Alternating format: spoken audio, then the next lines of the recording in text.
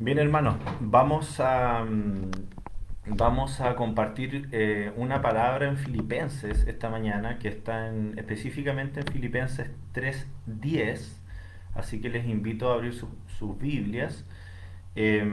Para tener el contexto, vamos a leer desde el versículo 7 esta carta de Pablo, una carta muy linda, muy profunda, es breve, si después la quieren leer completa. Dice: porque cuantas cosas eran para mí ganancia, las he estimado como pérdida por amor de Cristo. Y ciertamente aún estimo todas las cosas como pérdida por la excelencia del conocimiento de Cristo Jesús, mi Señor, por amor del cual lo he perdido todo y lo tengo por basura, para ganar a Cristo y ser hallado en Él, no teniendo mi propia justicia, que es por la ley, sino la justicia que es por la fe en Cristo, la justicia que es de Dios por la fe. Y aquí atención, que es donde nos vamos a detener hoy, a fin de conocerle y conocer el poder de su resurrección y conocer, estoy poniendo una vez más la palabra, y conocer la participación de sus padecimientos, llegando a ser semejante a Él en su muerte. Amén. Vamos a estar deteniéndonos específicamente en el versículo 10. Hermanos, el apóstol Pablo es muy radical en esta palabra, y él dice claramente que está dispuesto a hacer, a sufrir o a perder cualquier cosa con tal de poner en su corona cristiana, imagínense aquí una corona cristiana, tres perlas de inestimable valor, lo que sea, por tres perlas de inestimable valor que van a coronar su vida cristiana.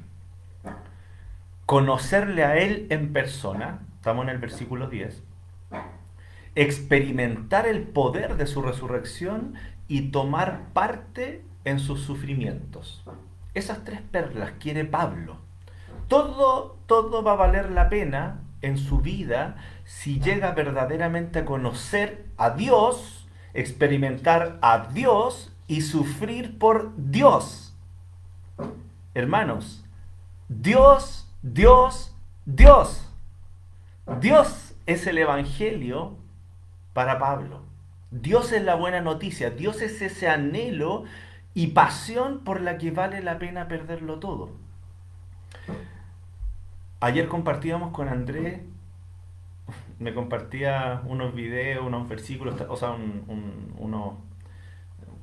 unas palabras, y compartíamos la preocupación por el cristianismo actual, por las prédicas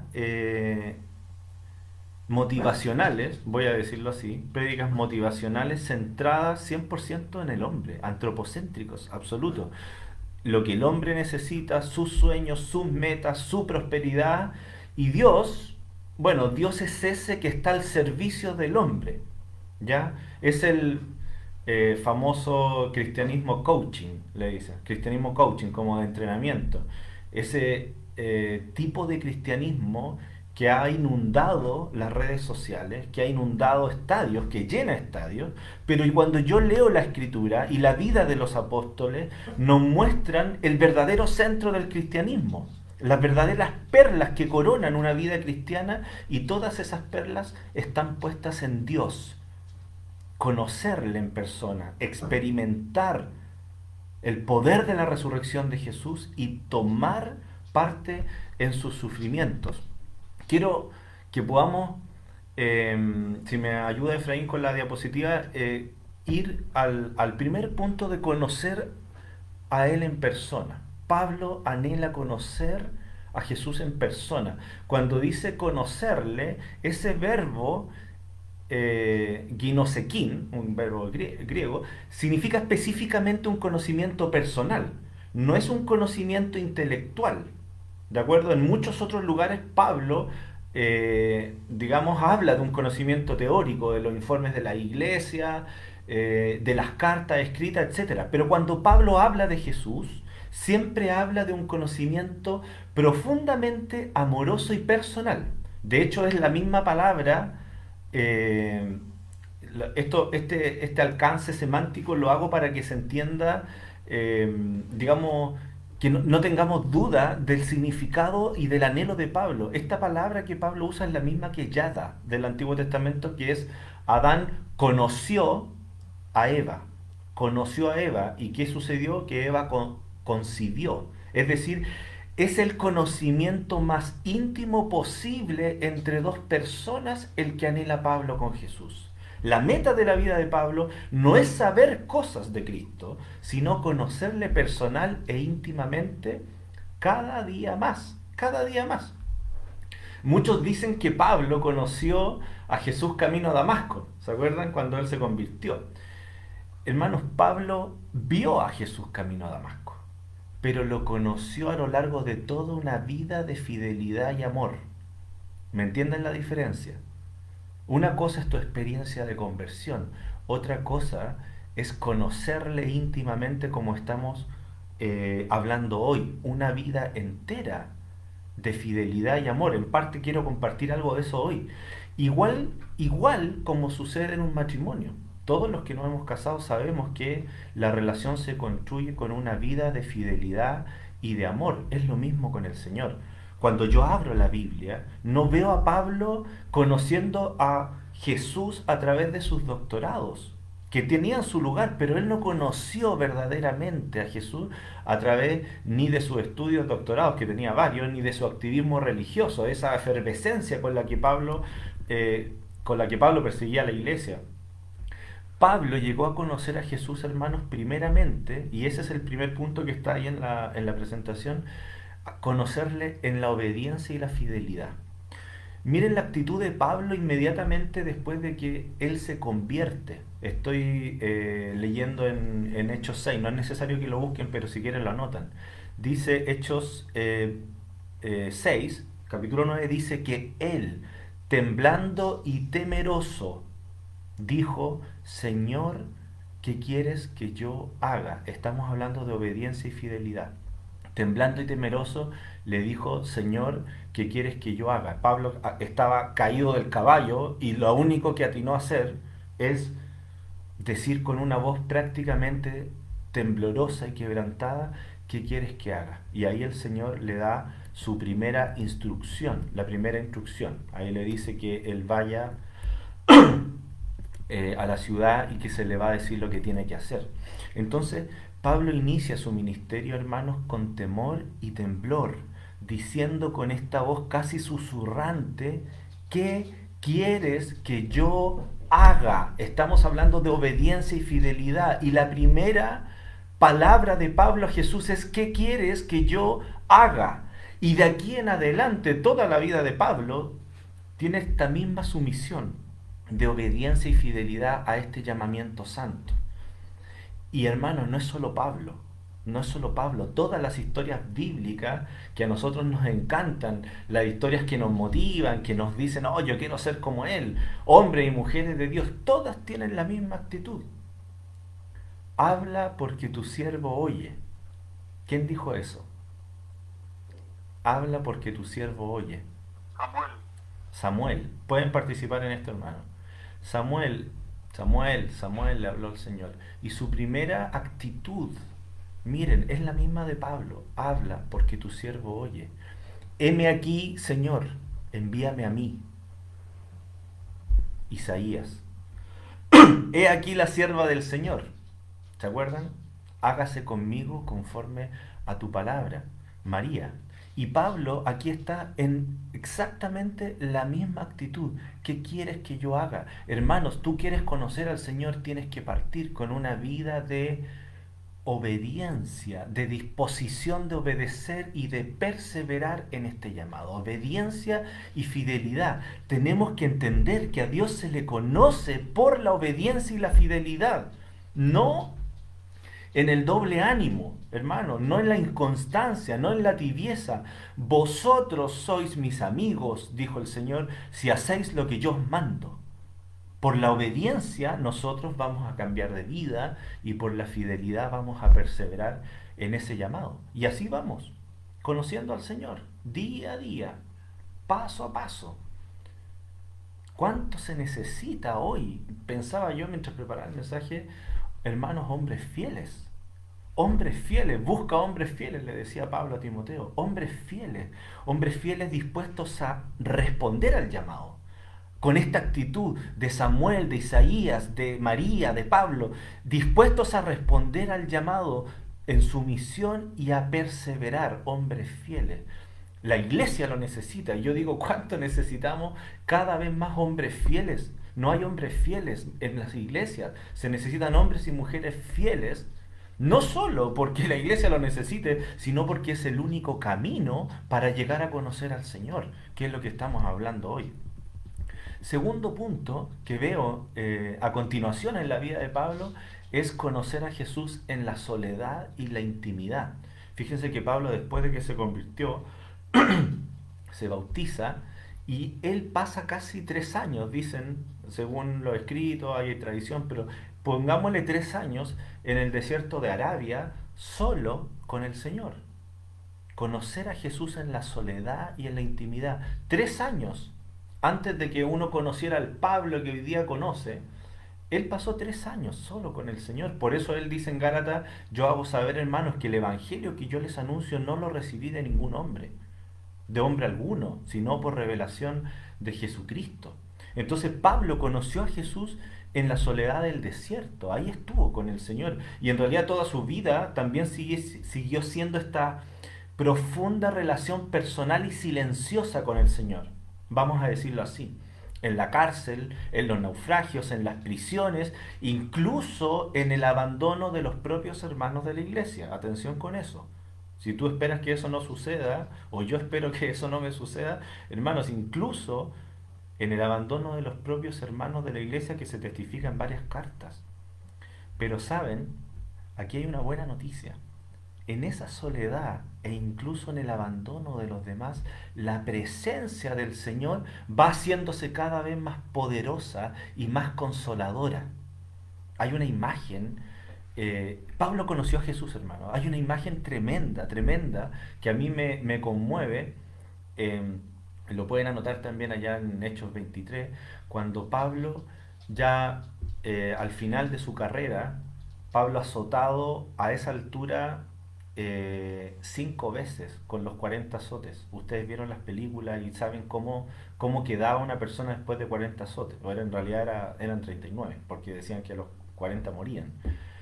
5 veces recibió. Su espalda estaba totalmente deformada, hermano. Y aquí de nuevo, en este capítulo, Pablo está ya en la recta final de su carrera, le golpean en la boca y de nuevo está siendo acusado en tribunales, en prisiones. Y dice en el versículo 11 que esa noche Jesús se le presentó. Estamos hablando de conocer en la soledad y en la intimidad. Esa noche, quizás con un Pablo, miren, con la mano así, con sangre, ya sin fuerzas, cansado. Yo creo que realmente no daba más. O sea, una persona que recibió 5 azotes en su vida ya no daba más. Y se le acercó el Señor tiernamente y le dijo, Pablo, ten ánimo. Miren, lo fue a confortar. Cristo resucitado lo fue a confortar y le dijo, Pablo, ten ánimo. Ya testificaste de mí en Jerusalén, le dice. Ahora falta la última etapa. Falta lo último, le dice, que es que testifiques en Roma. Y vas a entrar en el reposo del Señor. Allá vas a morir. Pero lo fue a confortar, hermano. Así es el Señor. Tú quieres conocer al Señor. El Señor actúa en la soledad y en la intimidad. Cuando quizás ya no dan más. Cuando la vida te desorienta con golpes, como a Pablo. Él se acerca sobrenaturalmente por las noches en la soledad de tu oración como un Dios íntimo y consolador. ¿Para qué? Para decirnos lo mismo. Ten ánimo, yo te sostendré hasta el final. El Señor así lo ha prometido.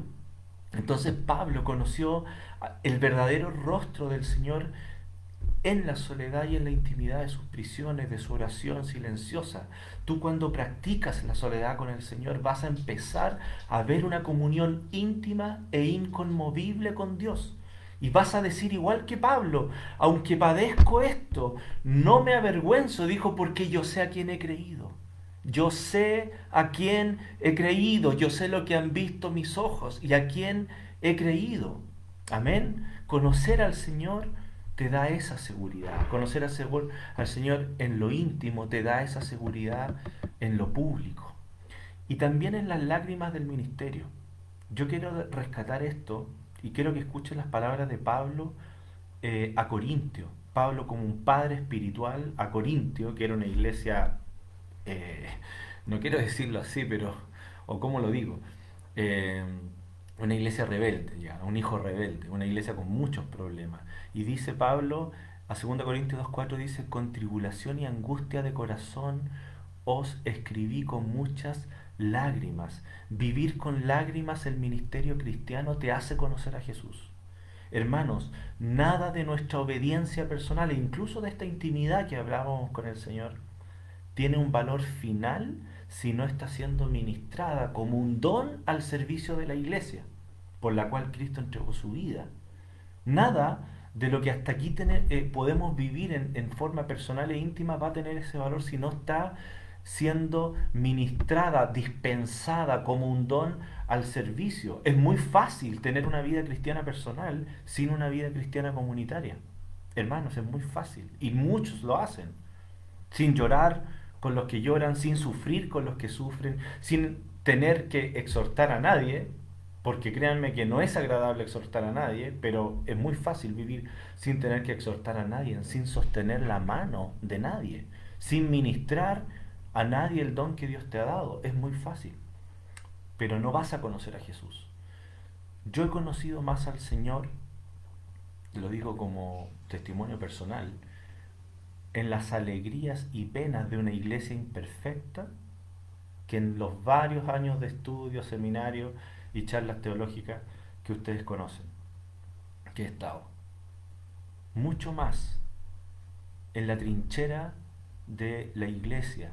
Ahí el Señor te habla, ahí el Señor te da palabra, ahí el Señor te da sueño, ahí el Señor conforta tu corazón cuando tú estás con lágrimas, igual que Pablo llorando por la iglesia. Ahí vas a conocer al Señor. Pablo conoció personalmente a Jesús en una vida de obediencia y fidelidad, en la soledad, intimidad personal y en las lágrimas del servicio cristiano. ¿Y saben cuál era su anhelo al final de su vida, que está aquí ya pronto acá en Filipenses?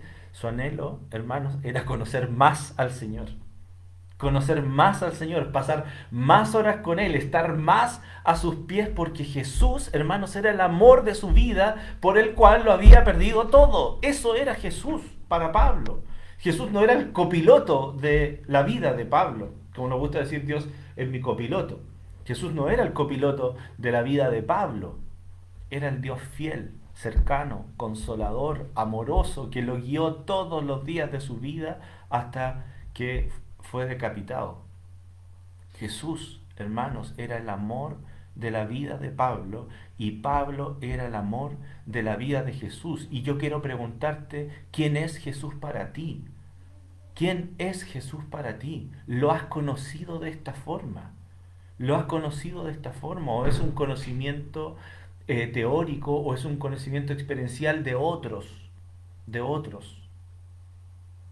Pablo nos muestra una vida de alguien que estaba dispuesto a perderlo todo con tal de conocerle. Segundo, de experimentar el poder de su resurrección. Estas cosas no están, hermanos, en los mensajes coaching. Eso es lo que quiero decirle. La vida de Pablo era totalmente distinta. Estaba proyectada totalmente en Dios, Dios y Dios. Experimentar el poder de su resurrección. Perdón, que me dejaron un regalito aquí. Este es un pasaje un poco oscuro, en el sentido de que yo estuve viendo, tiene varias interpretaciones. Algunos dicen, Pablo quería hacer milagros y señales, quizás Pablo quería estar lleno del Espíritu. ¿Qué significa experimentar el poder de su resurrección? Yo les voy a compartir lo que el Señor puso en mi corazón. El hombre ha imaginado por mucho tiempo el poder sobre la muerte. ¿cierto? Lo vemos en el cine, en la cultura, la ciencia también, que trabaja incansablemente para extender la vida, ¿cierto? Para mapear el genoma humano, detectar enfermedades en una etapa embrionaria, qué sé yo. ¿Ya? Es el sueño del hombre eterno, el hombre que no muere, el hombre que vence a la muerte. Eso está ahí en nuestra cabeza, en nuestra cabecita y en nuestro corazón, porque efectivamente Dios puso eternidad en el corazón del hombre. Entonces ahí estamos siempre en ese pensamiento. Pero fíjense lo que quiero compartir, lo que el Señor me mostraba en mi corazón, que olvidamos que en Génesis, después de la caída del hombre, dentro de los varios actos de misericordia, porque el Señor vistió al hombre, ¿se acuerdan? Le dio una esperanza ahí en Génesis 3.15, el protoevangelio le llaman, cuando le anuncia a Jesús por primera vez. Entre las varias misericordias, el Señor tuvo una que uno no toma en cuenta para entender qué significa el poder de la resurrección. Dice que el Señor lo vio en su estado caído al hombre y dijo, ahora pues no vaya a ser que alargue su mano y tome también del árbol de la vida y coma y viva para siempre. Mira lo que está diciendo Dios. Dice, lo único peor que la muerte espiritual en la que el hombre ha caído, que esta rebelión del hombre, que afirma constantemente su derecho sobre el derecho de Dios, su sabiduría sobre la sabiduría de Dios, su soberanía sobre la soberanía de Dios, porque eso fue el pecado de Adán, fue afirmar su propia soberanía sobre la soberanía de Dios.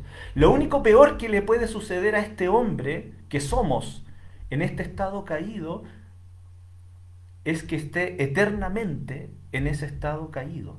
Por eso dice, no vaya a ser que además ahora coma del árbol de la vida. ¿Me entienden? Por eso lo saca del paraíso, porque en realidad lo peor que podía pasarle al hombre es que se hiciera realidad, o lo peor que nos puede pasar a nosotros, es que se haga realidad esta ficción de eternidad que tenemos, que hablamos, que pensamos, que llevamos al cine, que quiere la ciencia. Lo peor que puede pasarle al hombre es precisamente perpetuar su estado actual. Entonces, si lo digo de otra forma, si el hombre lograra vencer la muerte o incluso resucitar muertos, la tragedia cósmica es esta, hermano. Mírenme, que nada cambiaría. Que en realidad nada cambiaría, porque aparte de una sobrepoblación, todas las guerras, los asesinatos, el hambre, el adulterio, los hogares destruidos, la pena del corazón, la angustia existencial, etcétera, todo seguiría igual o peor. Vayan siguiéndome en esto. La eternidad imaginaria del hombre no lleva nada. ¿Me entienden? El poder de que tú pudieras resucitar a alguien, incluso eso que se cumpliera, tampoco lleva nada porque todo seguiría igual siempre o peor, como lo hemos constatado en el mundo de hoy. Por eso Eclesiastés dice, nunca digas por qué los tiempos pasados fueron mejores, porque nunca de esto preguntarás con sabiduría. ¿Me entiendes? Aquello que ya fue, ya es. Lo de antes también está ahora. Y aquello que ha de ser, fue ya. ¿Me entienden? El ciclo del mal, por causa del pecado, como una espiral descendente sin fin. Entonces, cuando Dios resucita a Jesús de los muertos, cuando opera el poder de la resurrección, Él no está perpetuando esta vida como la conocemos. Él está inaugurando una nueva creación. ¿Me siguen en esto?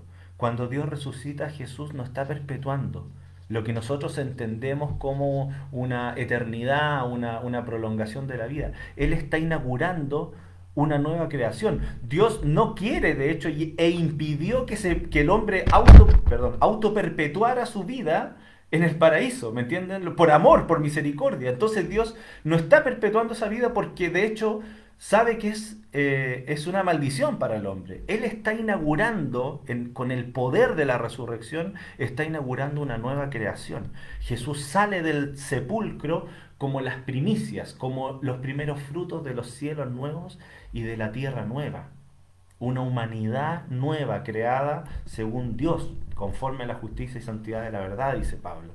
Entonces, hermano, Pablo está orando por experimentar este poder de la resurrección. Él quiere ver en su vida y a través de su vida este mover del Espíritu Santo. ¿Me entienden? Que toda su vida esté conectada con este proyecto de Dios. No es simplemente sanar por sanar, o que Pablo quisiera eventualmente sacar demonios por sacar demonios, o incluso resucitar. Pablo resucitó gente, o hacer alguna señal o prodigio. Lo que Pablo quiere es ser parte espiritual del proyecto de Dios que se inauguró con la resurrección de Cristo. Quiere que su vida esté en esa atmósfera, ¿me entienden? En ese mover de la nueva creación de Dios. No quiere perdérsela. No quiere estar al margen del poder de la resurrección. Cuando yo escribía y pensaba esto, ¿saben lo que venía a mi mente? Y se los voy a compartir. Eh, no sé si es una palabra del Señor, pero lo sentí muy, muy fuerte, hermano. La iglesia necesita un toque de resurrección.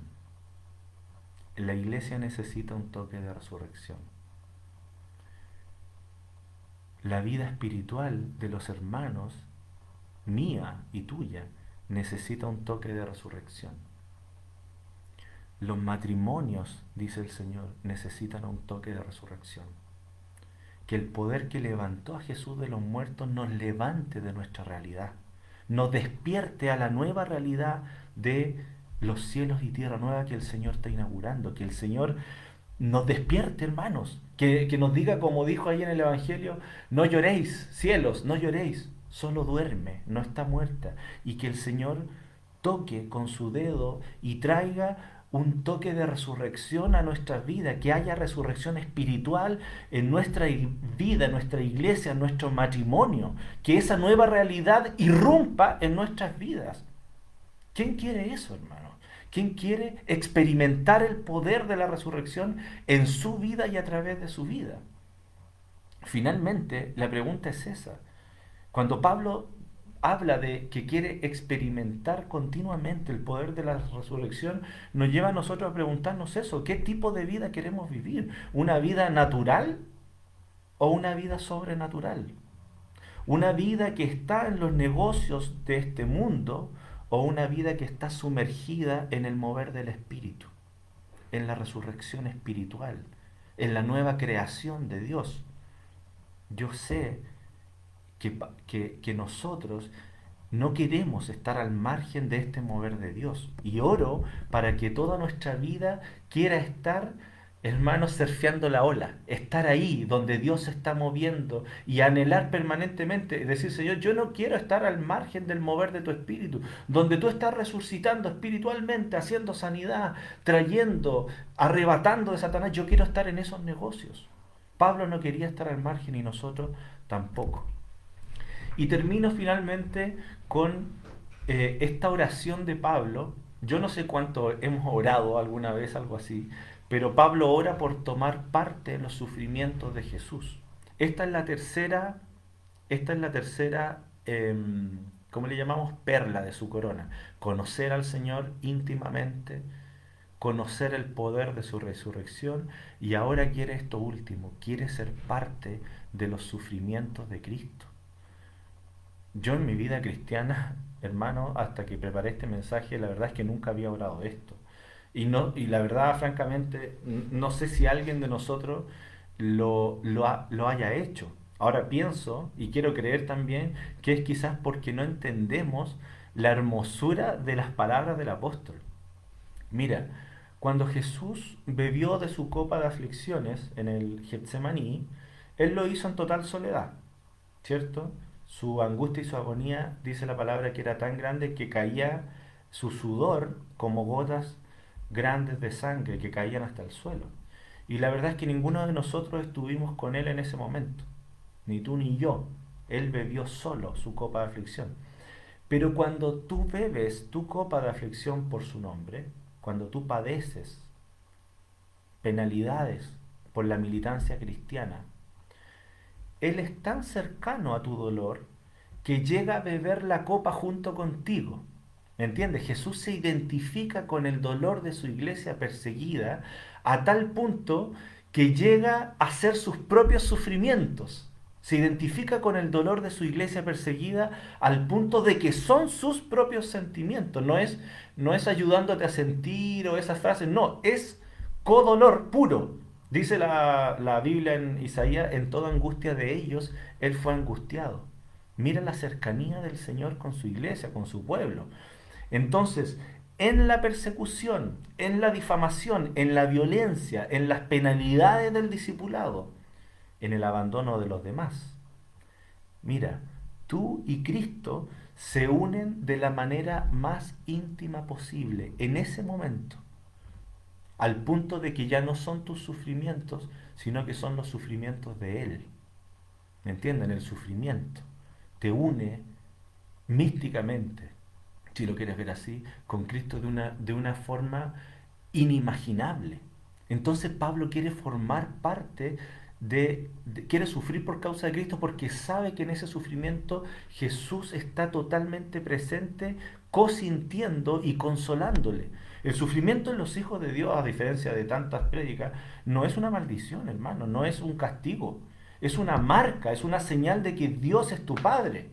El Señor dijo, el discípulo no es más que su maestro, ni el siervo más que su Señor, ¿recuerdan? Basta al discípulo ser como su maestro. Hermanos, ahora, en este momento que estamos cómodamente, gracias al Señor, en un lindo día, estamos compartiendo esta palabra, hay hijos de Dios que están muriendo por su fe. Por causa, dice, de ti somos muertos todo el tiempo.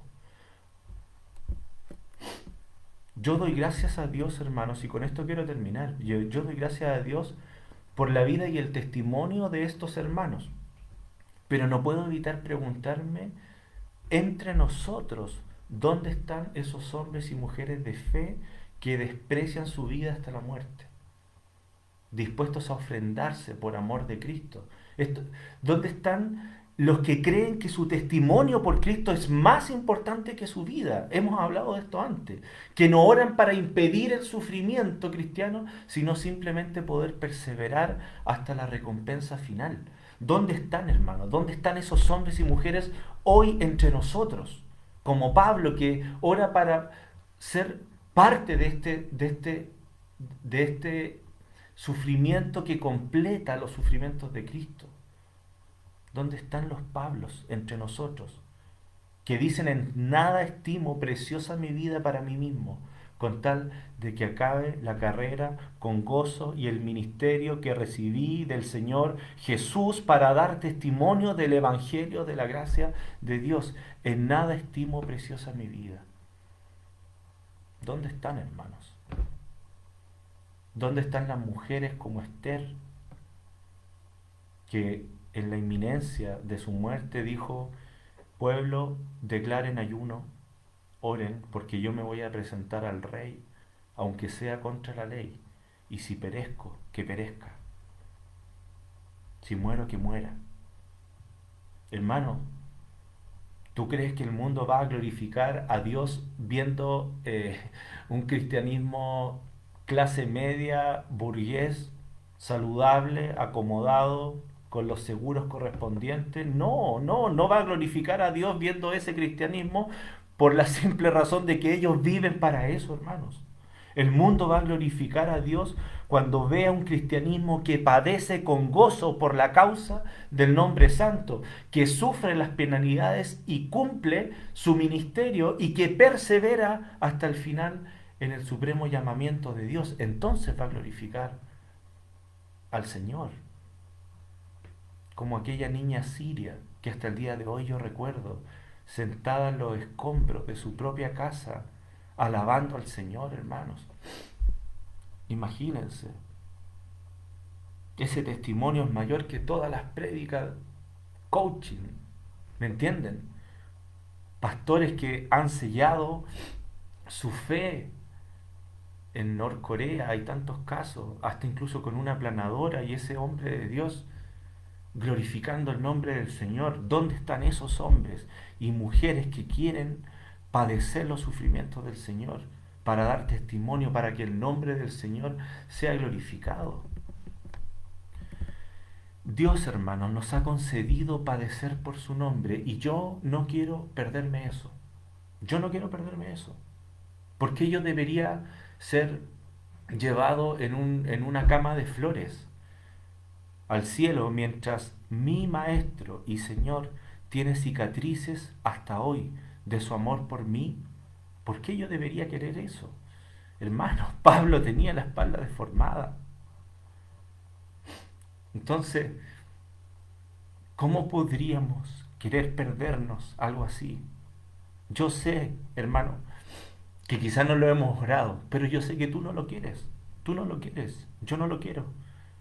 Queremos tomar parte de los sufrimientos y llegar a ser como Él en su muerte. Y termino con esto. La comunión más dulce, está ahí en la PPT si lo quieren leer también.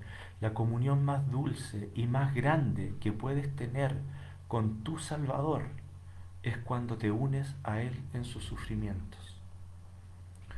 Pablo estaba muy, muy por sobre lo que hoy se predica, hermanos.